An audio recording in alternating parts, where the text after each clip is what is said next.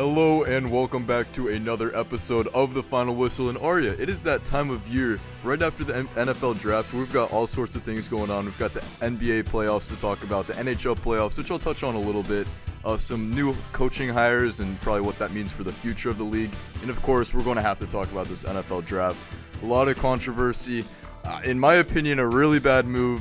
With that said, I'm Jude Binkley here with my co-host Aria Damavandi, so let's get right into the news. All right, so first of all, we're going to be talking about the NBA playoffs. We are now in the conference semifinals, and let's just go down the list and see how the teams are doing. We're pretty much in the middle of all these series. So looking at the Western Conference, we have the first seed Golden State Warriors. They're up 2-0 against Houston. This series has been interesting to watch, especially with officiating and the referees. You never know when Draymond Green's going to try to punch somebody. James Harden, every time he takes a shot, you're seeing him go out of that. He's trying to go into people. He's trying to draw fouls. He's trying to draw all the fouls, and I don't really like that type of play to try and draw fouls. I like having players earn the fouls to earn the points instead of just trying to draw 3 points to get his free throw, because his free throw percentage is about 90%, and then rather his 3-point percentage is way lower, so he's trying to get easy 3 points instead of taking the shot. But it's just interesting to watch. You'll see him taking jump shots and like him going into players, which do you call that? Move in, yeah. So that's been a lot of a controversial thing, and especially with the referee choice. I think Chris Paul too. He's been complaining about just about every call. He's gotten some technicals. He got ejected in the end of the game 1. So this has been a series full of drama, probably the most dramatic of the playoffs. And Golden State's up 2-0. There's a lot of ref talk, like the referee siding with Golden State. I don't buy it. I don't think that's the deal. I think that's just Houston trying to make excuses from the 2 losses. I think that Golden State will win the series. I don't think they're gonna sweep them. I think they're gonna win maybe 1 or 2 games. Houston probably. Yeah, I see this series ending in 5 or 6. 5 or 6. Yeah. Houston's probably going to take one of the next 2. Yeah. At least since they're moving to Houston, but Golden State, they just have the talent. Steph Curry did have his finger dislocated, which was really gross to look at, but it wasn't his shooting finger anyway. It was the left finger, so he should be fine for the series. Mm-hmm. There's a lot of controversy going on with that. So, all right, and then our next game in the West happening tonight in Portland. We've got Denver Nuggets tied up 1-1 with the Trail Blazers. And let me just say right now, in my opinion, Portland is currently America's team. They've been so fun to watch. They're a small market team, so is Denver. But really, whoever wins this series, they're going to be America's team, because we just always root against Golden State, unless you're a Golden State fan. But Portland has been so fun to watch. I love watching Portland right now. I want them to be Denver also. That Damian Lillard buzzer beater against Oakland. Oklahoma City. That was amazing to watch. And then CJ McCollum, he's been so fun to watch these playoffs. It's been amazing. He's really been stepping it up in the playoffs. He's making difficult shots, chipping in, making those clutch plays in the game. And right now, Portland is favored 4 points when they come back home for Game 3. So that'll be interesting to look out for. And Aria, do you think there's any way that this series doesn't go to 7? I think there is a way that it doesn't go to 7. I think Portland can win it in 6, honestly. Okay. Or 6. Yeah, I see Portland winning in 6. That'd be winning, 3 out of the next 4. Yeah. Which would be interesting. I could see it. If Damian Lillard plays like he's been playing, and CJ McCollum still plays like they've been still playing, and they play good defense, I could see it happening. Okay.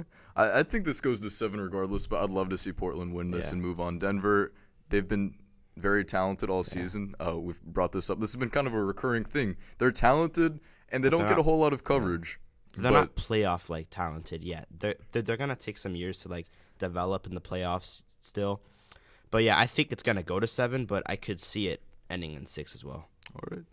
And let's move on to the Eastern Conference. We've got another game tonight between Milwaukee and Boston. Both these games have been kind of lopsided. That first one, Boston won by over 20, which they couldn't even beat the Pacers by more than 10. So that was bizarre. And seeing Giannis get dunked on by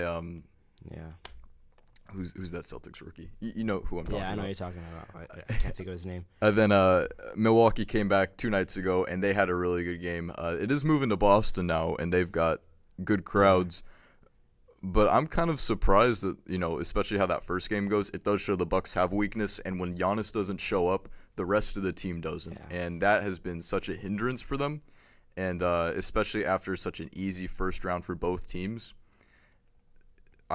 This can be a toss-up, which a lot of people didn't expect it to be initially. Yeah, I think Milwaukee can win it. They just have to step up, and Giannis has to play like he's been playing, like the MVP player he is. It shows that when he doesn't play like an MVP player, they could easily lose to like Boston, who I don't want to win. I despise Boston, so do you. We both don't like Boston. We both want Milwaukee to win, but Giannis just has to step it up like he's been playing, and they have to play some sound defense like they've been playing before as well. Yeah, and it's hard to make a prediction. I do think Milwaukee wins this in. It's probably going to be seven at this point after seeing that first game showing from Boston. Al Horford, who's been playing super great for the Celtics. Yeah. So I think this goes to 7, but I don't think if Boston wins this, I will be surprised. But like I said, anything's possible at this point. It's been a great playoffs so far just across the NBA. It's been very entertaining, I think more so than the last 2 years. Yeah. So you want to shift gears onto the NHL? Well, we got one more series to talk about. Toronto and Philadelphia. This game played last night. The 76ers now up 2-1 over the Raptors. Yeah. Joel Embiid, the process, man. They're looking like they could potentially be a Eastern Conference. And Joel Embiid isn't even supposed to be 100% right now. He's still battling a little foot injury, like he's been saying. So I don't know. Apparently Philadelphia has a lot of fight in them. They're playing like the championship team right now. So I don't know I can't predict this series, honestly. I don't know what's gonna happen. I think this series is almost more predictable than Milwaukee-Boston at this point, just because Philadelphia had a great showing last night, and I think that's going to continue, especially since they play their next game at home. If they go up 3-1 in this series, which I think they will do, I think it's over at that point. Yeah. The only thing that it's really like weird for me is because sometimes Toronto plays like one of the best teams in the league when Kawhi goes off and they just play amazing defense against them. But then there's some games that they just don't show up and then they just get destroyed like last night. So who do you have taking this series then?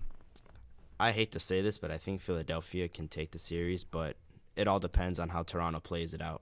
And no, I'm with you on that, Philadelphia. Yeah. I think, like I said, the process, baby. Yeah, Joel Embiid's going insane. It's interesting. I hate seeing teams tank like that for years, but okay, it paid off. Have fun in your Eastern Conference Finals. Yeah. We'll see if you can get past Milwaukee. Yeah. So with that, I am going to shift gears now and talk about the NHL. And we haven't talked about this on the show, but it's been a wildly entertaining NHL playoffs. They always really are. But in the first round, all 4 1 seeds went out. Tampa Bay, who won the President's Trophy, got swept by the second wildcard team in the East, the Columbus Blue Jackets. So I'm just going to run through these matchups real quick because we are in the thick of the second round. By the time we have this next week's episode, we'll be in the conference championships. So tonight we've got St. Louis Blues taking on the Dallas Stars. This series is tied up 2-2. And this series has been super unpredictable. This is one that's for sure going to go to 7. It's in St. Louis tonight. But, yeah, I don't know what else to say. The Blues being the last team from the Central and the Stars being that first Eastern Conference wildcard team, they are pretty evenly matched.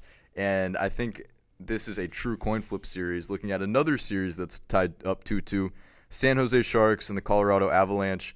Sharks have been playing super well. Just a little unlucky, especially in the 2 games they've dropped in the series being 2-2. But Sharks are looking strong. I very much think they will take this. And then I want to move to the East because this is where I think things get really interesting. We have a series right now going on between the Boston Bruins, second out of the Atlantic, and the Columbus Blue Jackets, being that last wildcard team who swept the best team in the regular season, Tampa Bay. They're currently tied up 2-2. Sergei Bobrovsky has had an incredible playoffs. He's had some great saves, and although they lost 4-1 last night against Boston, Columbus has a lot of fight in them, especially at home. I don't think they're going to take the series, though. I think Boston, they are currently the favorites to win the Stanley Cup. I think they end up taking the series just because they're going to have that home field or home ice advantage. And Columbus, they finally won their first ever playoff series in history. Yeah. They're as old as I am. And they won their first playoff series against Tampa Bay in an incredible fashion after being kind of a cursed team for the past 18 years. It's been interesting, but I think this is the end of the line for them. Then last series of the NHL playoffs in this round is between New York Islanders and the Carolina Hurricanes, who are currently up 3-0. It's going to be a sweep, and they play tonight, and I think because of that game will be, Hurricanes, most likely the Bruins, moving on. So tonight we've got Blue Sharks. They're playing for that 3-2 advantage, and Islanders playing tonight just not to get swept. Let's talk about some coaching in the NBA now. Yeah. So we see Monty Williams getting signed to the Suns, which can be a little sort of eye on the Lakers right now because they're in the looks for a coaching job. They had their eye on Monty Williams now getting signed to the Suns, which means they have really one big option, unless you want to include Mark Jackson in there. But I think Tyronn Lue is like the main option for them now, and they might go ahead and go sign him. What do you think about that? Yeah, and I totally agree with you. I think at this point, Ty Lue is for the Lakers, which is funny to think about. It's very interesting, and it's weird because coaches really never last with LeBron, and now we've got one coming back for him. But I think this is a great signing by the Suns. Monty Williams, obviously being the Sixers assistant. He was the head coach for Portland a couple years ago, I think from 2010 to 2015 or something like that. But no, great coach who was looking for a job. And then I think the next best option, especially for the Lakers, is Ty Lue. So I feel like probably this weekend we'll see that signing happen. Yeah. So we can shift on over to the NFL draft. As most of you guys know, Kyler Murray went to the Cardinals, as all of us projected.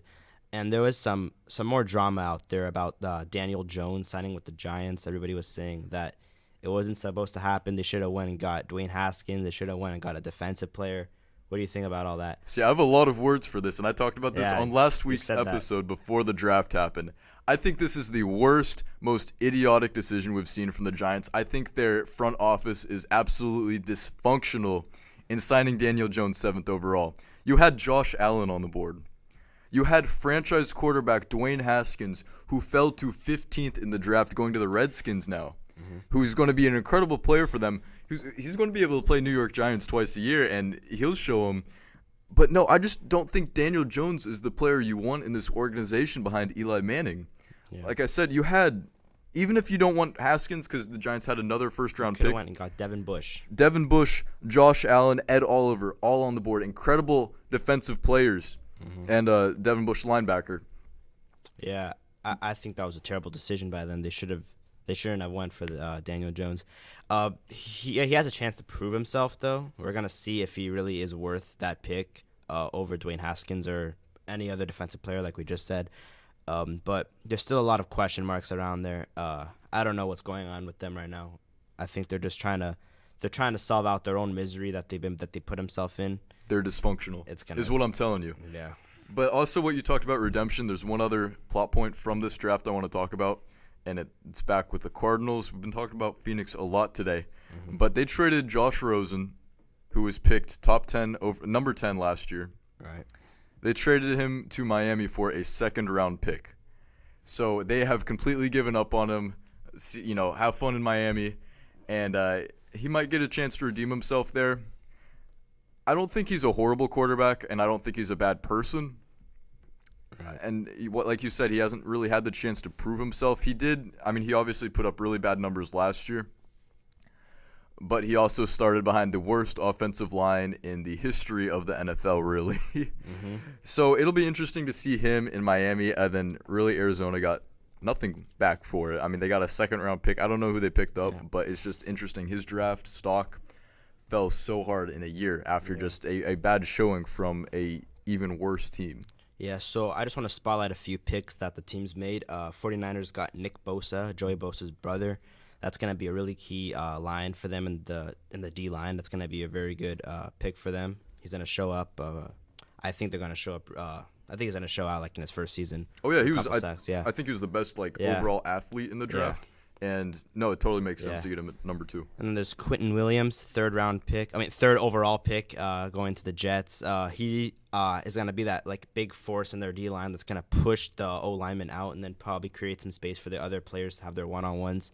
I think that's gonna be a great pick. People are already comparing him to Aaron Donald. I don't think that's we'll see about necessary that yet. But the Jets needed a defense. They needed that.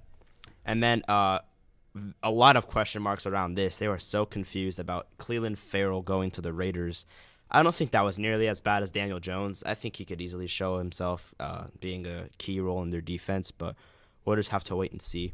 Yeah, and the Cleveland Farrell, I just think Devin White, or even more so, I can't believe Josh Allen fell to 6th to Jacksonville. Yeah. Good for them for getting that pick, Yeah. but incredible, defensive end, incredible edge rusher. Yeah. He shouldn't have been a 7th pick. He should have been a top 5. Yeah, and then I'm just going to say the top 5. The 5th pick was Devin White to the Bucks. I think that's a very, very good pick by them. I like that a lot. He's going to fill in maybe for Quan Alexander a little bit because he went to the 49ers, so he can make a big role over there, be a big piece in their defense. And Aria, last thing about the draft, since you are a huge Rams fan, how do you feel? They just they traded back a little bit, which is okay. I know they picked up 2 safeties, but any overall thoughts? I like the Taylor Rapp safety that we picked up as our second-round pick. That was a good pick for us. Maybe help out our safety. We have Eric Weddle and John Johnson, both who I feel that can be a lead safety group, one of the best safety groups in the NFL next year. To have a rookie with that potential to sit back and watch them and come in and help out in that defense, that can be a really crucial impact in his career going forward. Okay. To see that. And lastly, I want to talk about the running back we drafted, Darrell Henderson. I think he could have I watched his highlights. This guy can play. I think he can help out Todd Gurley a lot because there's so many question marks around him as well. If his knee's okay, if he's 100%, if not, I'm assuming after this season when it starts, I think he'll be 100% when he comes back, hopefully. But I think if not, I think he can be there and help out very in a crucial part because he can run through blocks, he can shift, he can do everything. So I like to see what he can do. Yeah, and what you said, a lot of question marks around Gurley. I don't think anyone knows what's going on, even himself, but that'll be an interesting thing to watch as we go through this offseason, especially into training camps here, in still a few months. Yeah. But that'll be definitely interesting and seeing what's going on in that running back position. Yeah. But I think with that, we're going to conclude our 5th episode of The Final Whistle. Thank you all for tuning in, and we will see you all next week.